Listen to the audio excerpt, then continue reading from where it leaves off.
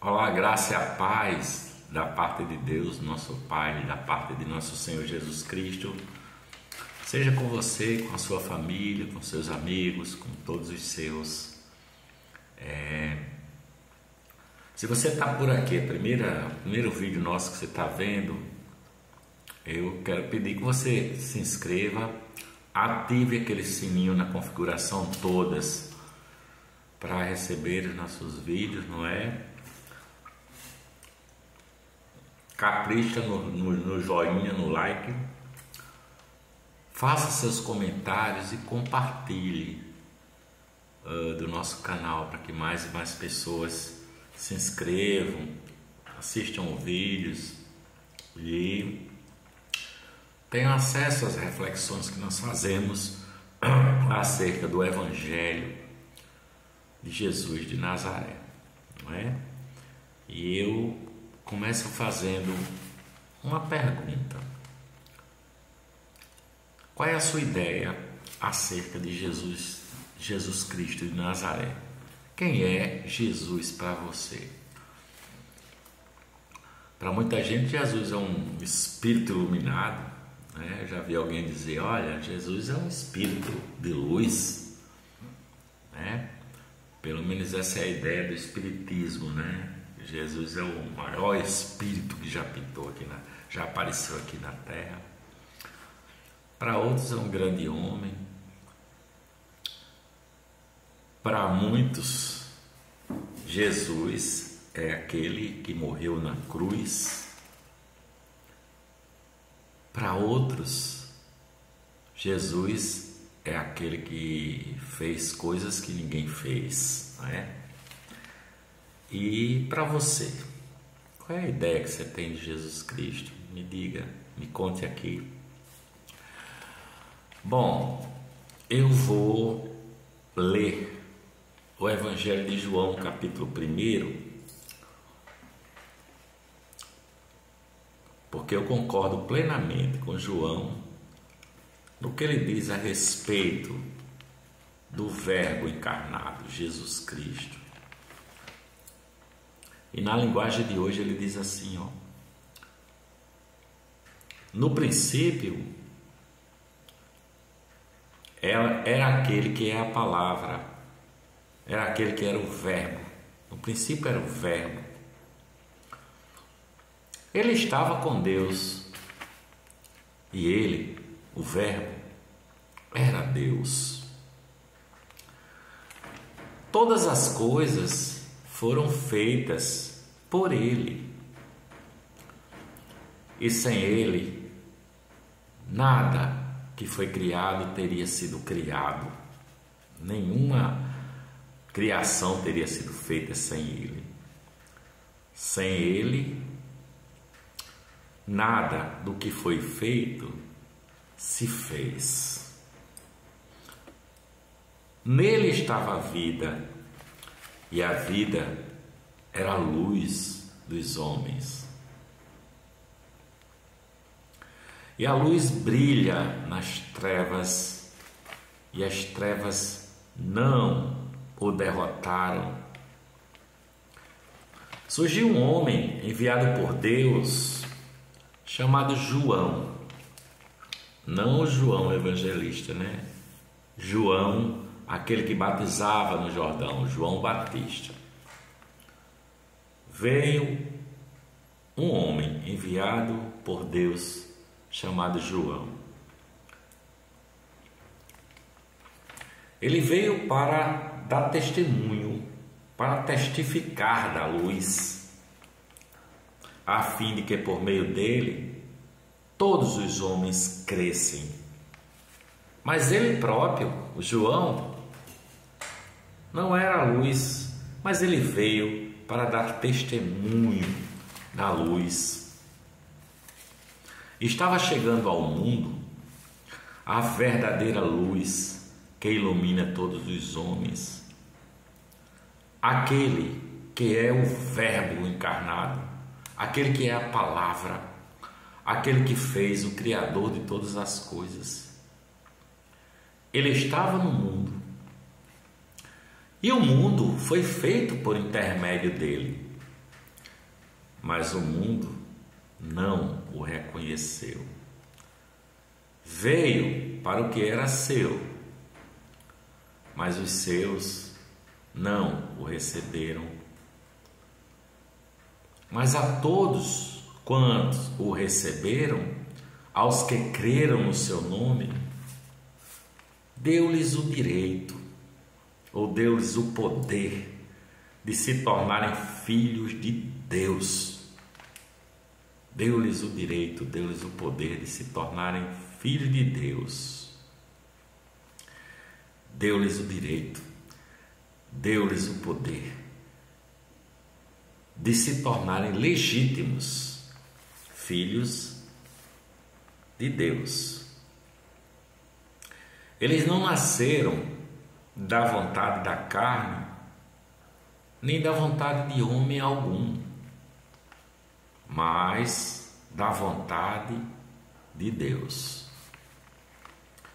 E o Verbo se encarnou, e o Verbo se fez carne, e habitou entre nós.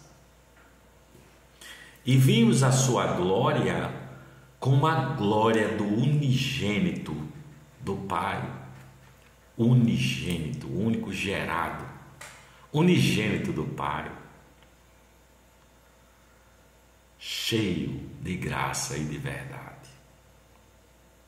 E vimos a sua glória como a glória do unigênito, único gerado do Pai, cheio de graça e de verdade.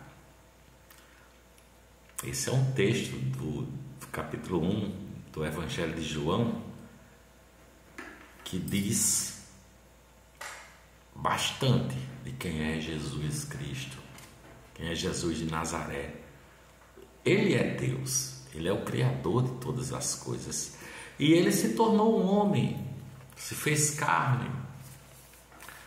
Mas o mundo de então, que esperava o Messias, não o reconheceu, não o reconheceu. Mas Ele se fez carne e habitou entre nós, e nós vimos a sua glória. Diz João, em outro momento ele diz: e nós tocamos no Verbo, e nós tocamos na palavra da vida, e nós tocamos naquele que é desde antes da fundação do mundo, que existe. E todos nós recebemos da sua plenitude, graça sobre graça, Jesus, o Verbo, Ele fez que Deus fosse conhecido entre nós. Jesus diz assim: quem me vê a mim, vê o Pai. Como é que você me pergunta, mostra-nos o Pai? Filipe, estou há tanto tempo com vocês, vocês ainda não me conhecem? Em outro momento, ele diz assim: olha, ninguém pode arrebatar, as minhas ovelhas ouvem a minha voz, eu as conheço e elas me seguem, e dou-lhes a vida eterna e nunca hão de perecer, e ninguém pode arrebatá-las da minha mão. E ele diz mais: meu Pai foi que deu elas a mim, e ninguém pode arrebatá-las da mão do meu Pai. E ele fecha o versículo dizendo: eu e o Pai somos um. Eu e o Pai somos um. Então Jesus não é uma força, não é uma ideia, não é assim o Espírito mais iluminado de todos, o grande Espírito. Jesus é Deus. Jesus é Deus. E Ele veio para o que era seu, mas os seus não o receberam, não o reconheceram. Porque quando Jesus chega, Ele não se parece com o Messias, não é? Que aqueles os judeus esperavam o Messias. O Messias, essa palavra quer dizer o Cristo, né? O Cristo não é o nome de Jesus. O nome de Jesus não é Jesus Cristo. Ele é Jesus o Cristo. Cristo é a mesma nome para designar o Messias. Jesus o Messias. Em hebraico, é chamado Messias e em grego é chamado o Cristo. E aí a gente acostumou a chamar ele de Jesus Cristo, mas é Jesus o Cristo. Lá em Gênesis, no capítulo 3, no versículo 15, diz assim, olha: um descendente da mulher vai esmagar a cabeça da serpente. Então, desde então, aqueles povos esperavam esse Messias, esse descendente do rei Davi, que esmagaria a cabeça da serpente, tá? E eles esperavam um Messias que fosse assim, um guerreiro político, um general de exército, e comandasse os exércitos de Israel e dominassem e vencessem os seus inimigos, no caso o Império Romano, né? Mas a palavra de Deus diz que nós fomos criados à imagem de Deus, e Deus disse: dominem sobre a terra, dominem sobre a natureza, dominem sobre os animais. E Jesus fez valer a sua autoridade de Deus, sabe? Porque Jesus tinha poder sobre a natureza, Jesus tinha poder sobre as enfermidades dos homens. Podia ser qualquer enfermidade, podia ser cegueira, podia ser surdez, podia ser problema de mudez, podia ser até mesmo problema de morte. Jesus tinha domínio sobre a natureza. Ele fazia as tempestades e o mar se acalmar. Ele andava sobre as águas, né? Entendeu? Mas o povo de Israel esperava um rei assim, um Messias que fosse uma descendência do rei Davi, um Messias que tivesse autoridade política, que dominasse Roma. E Jesus não veio nesse espírito de ser um Messias para dominar Roma, não é? Pelo contrário, quando os caras interpelavam ele sobre qualquer coisa assim, ele dizia: me dá uma moedinha aqui, ó, de quem é a efígie aqui nessa moeda? É de César. Então dá a César o que é de César. Quando os caras interpelaram ele se era lícito pagar ou não o tributo a Roma, dá a César o que é de César e a Deus o que é de Deus. Então eles esperavam essa autoridade que viesse e acabasse com o domínio de Roma, porque Israel estava já escravizado há muito tempo por Roma, né? E eles esperavam esse Messias, esse libertador do povo de Israel. Você lembra que quando Jesus entra em Jerusalém, ele é aclamado, hosana nas alturas, é o rei que vem na descendência de Davi, e ele vinha montado num jumentinho. Quem já viu um dominador político montado num jumentinho? Quando ele entra e é aclamado em Jerusalém, um filho de uma jumenta, um jumentinho, lá vai ele. E a acusação dele, não é? Pôncio Pilatos mandou colocar sobre a cruz a acusação dele: Jesus Nazareno, o rei dos judeus. Uma acusação blasfema, né? Uma ironia. Olha o teu rei onde está. Olha o rei dos judeus aí, ó. Foi maltratado, foi chicoteado, foi cuspido, foi coroado de espinhos. A coroa desse rei é de espinhos que furou a sua fronte. Esse rei que entrou em Israel montado num jumentinho, quem já viu isso? Olha o rei de Israel. Era uma ironia, uma blasfêmia, uma maldade sem limites, não é? Até hoje há em Israel um povo que ainda espera o Messias. Acha que o Messias ainda vai vir, porque eles não creram que Jesus seja o Cristo, no caso o Messias, né? Então, Jesus não correspondeu à ideia de Messias que aquele povo de Israel tinha. Por isso que ele foi blasfemado, por isso que os caras diziam que ele fazia o que fazia pelo poder do Beuzebu, né? Por isso que blasfemaram tanto, sabe? E Jesus, né, ele curou no sábado, lá no templo mesmo de Israel, que era proibido fazer qualquer coisa no sábado, eles tinham que guardar o sábado. Mas Jesus foi e quebrou isso. Não, o Filho do Homem até do sábado é Senhor, curou no sábado. Jesus deixou ser tocado por mulheres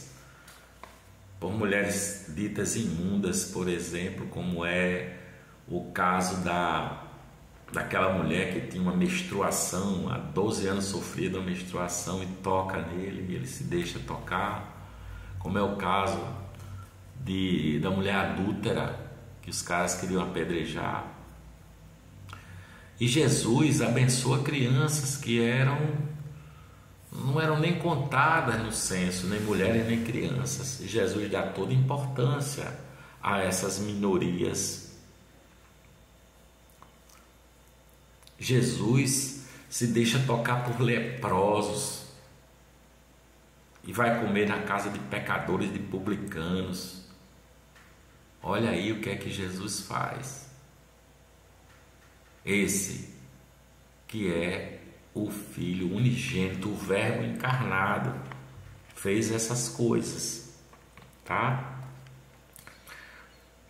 E você lembra que quando ele já ressurreto vai a caminho de Emaús e aqueles 2 discípulos iam decepcionados? Cara, toda a esperança que a gente tinha naquele rapaz que a gente pensava que era o Messias, oxa, acabou-se, o cara morreu na cruz e tal. E Jesus vai com eles e ele não o conhece. Jesus começa a explicar as Escrituras, né? Começando lá pelos profetas, pelo Velho Testamento, e vai dizendo que convinha que o Cristo padecesse, que o Messias padecesse e ressuscitasse ao 3º dia.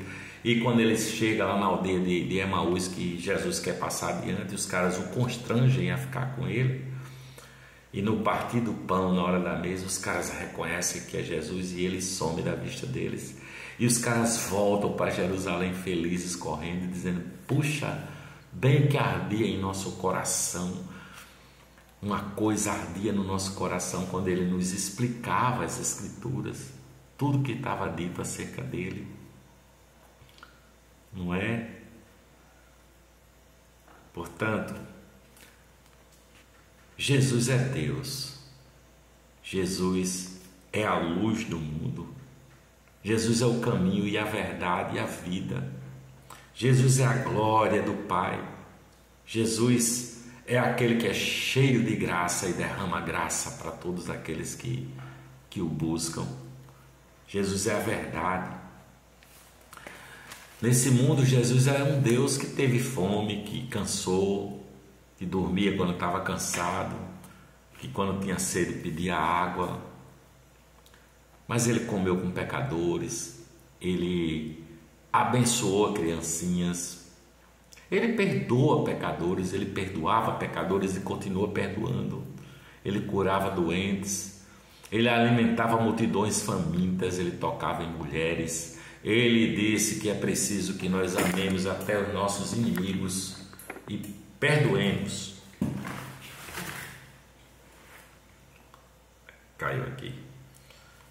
E que nós devemos perdoar 70 vezes 7 no mesmo dia e amar até os nossos inimigos. Jesus colocou Deus no meio das relações humanas, né?